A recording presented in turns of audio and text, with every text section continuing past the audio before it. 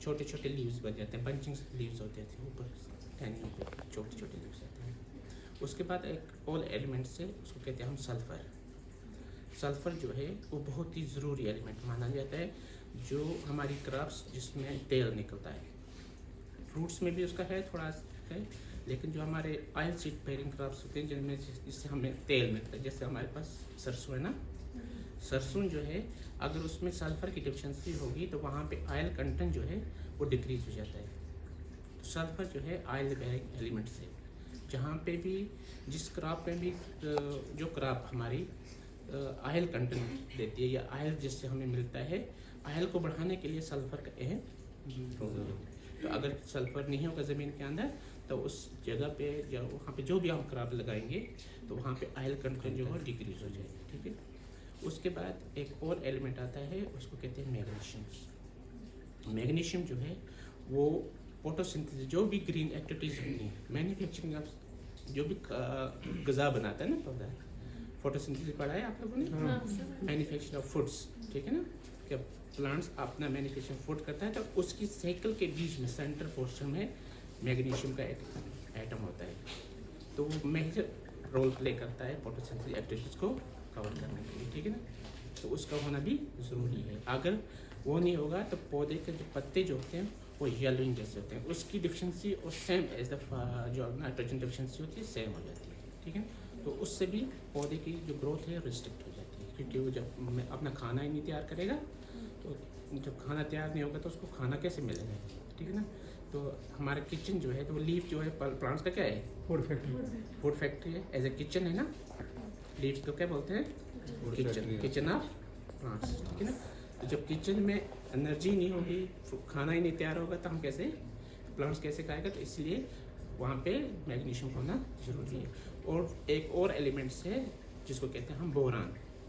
Boron जो है वो फ्रूट्स के लिए, खासकर फ्रूट्स ट्री के लिए बहुत ही ज़रूरी है, क्योंकि बोरान जो है वो फ्रूट्स को सेटिंग करता है, फ्रूट्स को, जो भी फ्रूट्स है, क्योंकि फ्रूट्स में दो पार्ट्स होते हैं, फीमेल एंड मेल पार्ट्स। ठीक है ना, तो उनको पॉलिनेशन करने के लिए जो है बोरान का होना बहुत ज़रूरी है, क्योंकि पोलन ट्यूब तब तक ओपन नहीं होता है जब तक बोरान वहाँ न होगा। तो पोलन ट्यूब को ओपन करने के लिए बोरान की ज़रूरत होती है। इसी तरीके से हमारे पास जिंक है, जिंक की भी डिफिशिएंसी है। कुछ चीज़ें जो हमारे, जैसे हमारी शाली है वो उसमें एक डिजीज़ लग जाती है, उसको खेरा डिजीज़ बोलते हैं, डिफिशिएंसी ऑफ जिंक से हो जाती है। ठीक है ना, अगर हमारी शाली में जिंक की डिफिशिएंसी होगी तो वहाँ पे पीली हो जाती है वो शाली, और वहाँ पे जो प्रोडक्शन जो है कम निकलती है। इस तरीके से और बहुत सारे एलिमेंट्स हैं। तो टोटल जो एलिमेंट्स हैं ये 21 एलिमेंट्स हैं जो प्लांट्स की ग्रोथ के लिए ज़रूरी है। ऐसे हम कहते हैं कि 17 एलिमेंट्स हैं, लेकिन कुछ एलिमेंट्स और हैं जिनका बहुत आधे प्लांट्स जो छोटे प्लांट्स होते हैं, जैसे जो हमारे पास ज़मीन में जिसकी कम रोल्स पाया जाता है, तो उसमें वेडियम है, फिर हमारे पास कापर है, ठीक है, फिर हमारे पास कोलरीन्स है, फिर वेडियम क्या कहते हैं उसको, मैग्नीज है, फिर हमारे पास दो चार और एलिमेंट्स हैं जिससे इसकी ग्रोथ, जो हमारी प्लांट्स की ग्रोथ को बढ़ाते हैं। तो इन चीज़ों को हम कैसे डिटेक्ट करते हैं, तो हम सॉइल टेस्ट करते हैं उससे, ज़मीन की, जैसे हमारी बॉडी में कुछ जिस चीज़ की डिफिशिएंसी होगी तो हम उसको कैसे देखेंगे। तो जब हम डॉक्टर के पास कहते हैं तो डॉक्टर हमारे सिम्टम देख के हम करता है कि आप एक टेस्ट करा के लाओ। जब वो टेस्ट कराते हैं तो हमें उससे पता चलता है कि हमारी बॉडी में कौन कौन सी चीज़ कमी है। इसी तरीके से जब हमें यहाँ पे देखना है ज़मीन के अंदर कैसे, तो हम एक टेस्ट करते हैं ज़मीन का, तो यहाँ पे वही टेस्ट होते हैं, ये वही लेबॉरेटरी है जिसमें ये टेस्ट पाए जाते हैं। तो ये एलिमेंट्स हैं जिनकी डिफिशिएंसी वहाँ पे पाई जाती है, वो ऊपर लगे हुए चार्ट्स की, ये इनकी खास डिफिशिएंसी हैं जो हमने बनाई हैं चार्ट्स, तो ये आप देख सकते हैं। ठीक है, तो जब हमें ये चीज़ें देखनी है तो हमें पहले सैंपल कलेक्ट करना है। ये नहीं कि जब इंसान जाता है तो लेबॉरेटरी वाला क्या करता है, उसका ब्लड ले लेता है। तो ज़मीन के अंदर ब्लड, उसके लिए सैंपल लेना पड़ता है। ज़मीन के अंदर ब्लड तो है नहीं कि हम लेंगे तो हमें क्या करना है, हमें डिमार्केट करना है इसको, हमें देखना है कि इसकी बॉर्डर लाइन्स को, उसकी बॉर्डर लाइन्स मार्क किया, जैसे हमारे पास ये फील्ड से हमने इसकी बॉर्डर लाइन मार्क की, उसके अंदर आना है। हमें देखना है कि यहाँ पे गोबर तो नहीं है, अगर गोबर पड़ा होगा तो वहाँ से सैंपलिंग नहीं लेनी है, अगर रोड साइड है वहाँ से सैंपलिंग नहीं लेनी है, जहाँ से नहर चल रही है, पानी जा रहा है तो वहाँ से भी हमें सैंपलिंग नहीं करनी है। हमने फील्ड को डिमार्क कर लिया। डिमार्केशन जब की तो अगर हमारे पास 20, उसको कहते हैं 1 हेक्टेयर, 20 कनाल, 20 कनाल 10,000 स्क्वायर फीट को कहते हैं हम 1 हेक्टेयर लैंड। 10,000 स्क्वायर फीट को क्या कहते हैं हम? 10,000 स्क्वायर फुट पे हमें 20 सैंपल लेने होते हैं। कितने? 20। अगर हमें नए बाग बनाने हैं या हमारे पास जो भी क्रॉप होगी, अगर हमारे पास फ्रूट्स क्रॉप है तो हमें उसके हिसाब से सैम्पलिंग करनी है। अगर हमारे पास फील्ड क्रॉप्स हैं तो हमें उसी के हिसाब से सैम्पलिंग करनी है। तो अगर पहले हम फ्रूट्स क्रॉप्स में सैम्पलिंग करेंगे तो हमारे पास फ्रूट्स क्रॉप जो हैं, जैसे हमारे पास यहाँ पे मेजर क्रॉप जो हमारे पास एप्पल है, ठीक है ना। तो एप्पल में अगर हमें नया एप्पल ऑर्चर्ड बनाना है तो हमें उसकी प्रोफाइल स्टडी करनी है। प्रोफाइल स्टडी होती है, प्रोफाइल बोलते हैं vertical section of the soil. जैसे ये हमारे है ना, इसको नीचे जो उसको कहते हैं वर्टिकल सेक्शन, सीधा, ठीक है ना। आपने देखा होगा प्रोफाइल, जमीन का प्रोफाइल देखा है ना, डिफरेंट हारिजन्स होते हैं जमीन के, तो उसको वर्टिकल सेक्शन हम कहते हैं। Vertical section of the soil को कहते हैं प्रोफाइल, जमीन प्रोफाइल, सॉइल प्रोफाइल। तो प्रोफाइल को हम प्रोफाइल स्टडी करने के लिए हम क्या करते हैं, ज़मीन के 3 हिस्से डिवाइड करते हैं हम, 1 फुट, 2 फुट और 3 फुट, ठीक है, ठीक है। 30, 60 और 90 सेंटीमीटर पे हम इसको मार्केटिंग करते हैं। फिर हम सैम्पलिंग निकालते हैं। जब हमने ये सैंपल निकाला तो अगर हमें मास्टर सैंपल बनाना है तो हम मास्टर सैंपल बनाएंगे। मास्टर सैंपल होता है कि हम सबको मिट्टी को एक कलेक्ट कर लेते हैं एक बाल्टी में, उसको अच्छी तरीके से मिक्स कर लेते हैं, तो एक पेपर पर बिछा लेते हैं। पेपर पे हम उसका एक ढेर बनाते हैं, खीर बना के उसको कट करते हैं, कॉटराइज करते हैं, फिर उसको रिपीट करते हैं ताकि हमारे पास आधा किलो तक मिट्टी रह जाए। जैसे हमारे पास ये सैंपल आए हुए हैं, आप देखिए ना, इस सैंपल से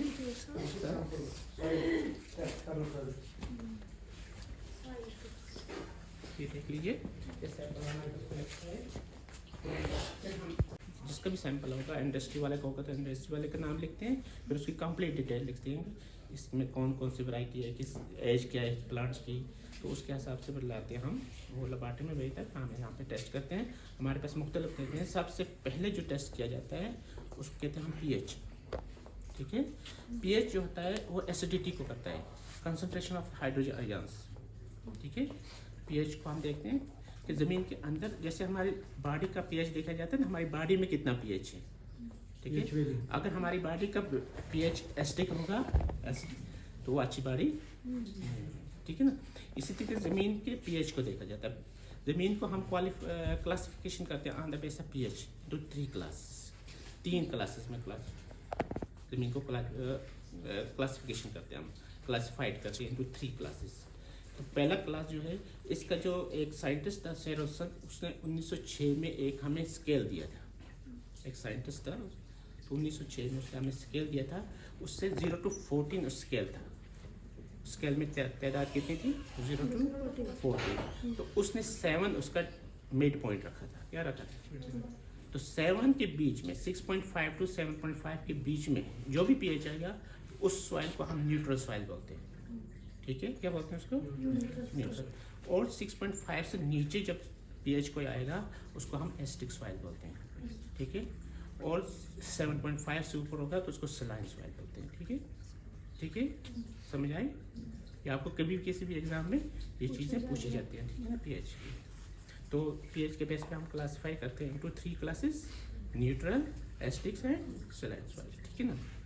तो हम pH न्यूट्रल इनको दिखा दीजिए कैसे करते हैं।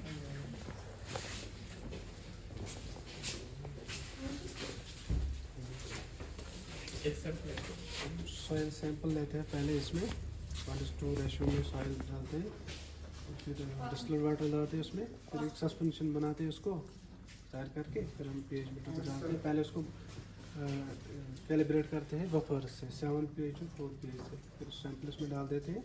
फिर 10-15 सेकंड के बाद pH दिखाता है कितना है इस सॉइल में, और हमें पता चलता है सॉइल एसिडिक है या न्यूट्रल है या बेसिक।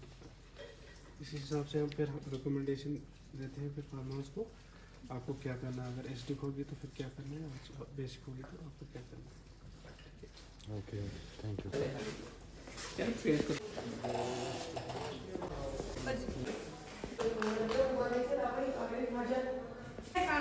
अपर primary school Khanka. Upper primary school Khanka. Yes sir. Midora. तो शान छुट्टी आज वकेशन छना चेशन वकेशन लई तवे तो क्या ये मतलब ये छ what is the purpose of your visit? Visit industrial visit मोस अच्छा ड्यूरिंग विंटर वकेशन ठीक तथ मज कोर अस अख टूर लासीपोरा इंडस्ट्रियल एरिया ठीक सेकंड विजिट कोर अस खन इंडस्ट्रियल एरिया ठीक केवी के पर अस त्रि विजिट ये लासीपोरा कत पर विजिट? लासीपोरा कोर अस मिल्क प्लांट ते लासीपोरा कोर अस तक वालिया प्लाईवुड फैक्ट्री ये प्लाई कत कुछ बनन ठीक ठीक गोड़ क्या प्रोसेसिंग कुछ गसन उसमें सब कुछ उन्होंने कोल्ड स्टोर डेमोंस्ट्रेट किया सर कोल्ड स्टोर क्यों हुआ? कोल्ड स्टोर भी pencil factory pencil cancer factory factory pencil वो थी किल तरी ना तदी रफ ये बन टू मटेरियल पेंसिल सो तो पच गसन सो नेवर ना आफ्टर दैट गसन कंप्लीट तो पेंसिल बन गई। बच्चे रखेंगे फोन बंद, फोन ये उठाएंगे ये सारे, क्योंकि आप लोगों को तो गाइस फाइनली निकल गए हम यहाँ से, किया हमने एक्सप्लोर भी। तो इसने बोला फ़ोन अलाउड नहीं है स्टूडेंट्स को, इसलिए हमने फ़ोन बांध रखा, मैंने व्लॉग नहीं बनाया। तो जैसे देखो खेत कितने अच्छे हैं। इससे दवाइयाँ शवाइयाँ बनाई जाती हैं। तो ये प्लांट्स लगे हैं, इसको कहते हैं रोजमेरी। रोजमेरी हाँ, ये रोजमेरी है, इसकी टी बनती है, चाय बनती है। हाँ, इससे चाय बनाई जाती है, ठीक है। इसके पत्तों की चाय बनती है, ठीक। इसको रोजमेरी बोलते हैं। कौन सी वाली चाय? मीठी वाली चाय, कोई भी चाय बनाए, चाहे उसमें नमक डाले या मीठ चीनी डाले तो चाय बनेगी, ठीक है। रोजमेरी देखो आप, अच्छा और देखो तो गाइस बहुत गर्मी है यहाँ पर।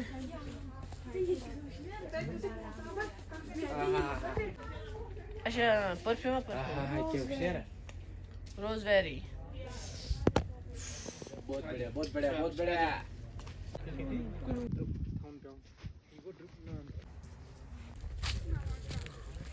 या क्या? ना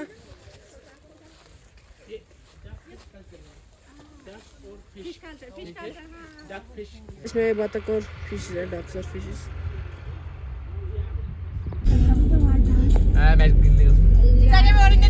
Cakap Italian, so dia cakap Italian. paling bangun. Ya kau masih dong sabtu tu ya. Habis tam kerabu cakar tapi terus begini kan. Kalau kacau begini. Itu loh, slow ya lo.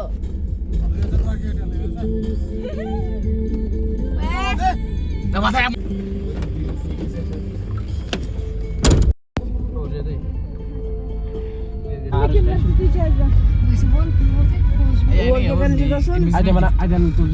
Guys, अभी आ गए restaurant में खाना खाने। आ गई हमारी बिरयानी।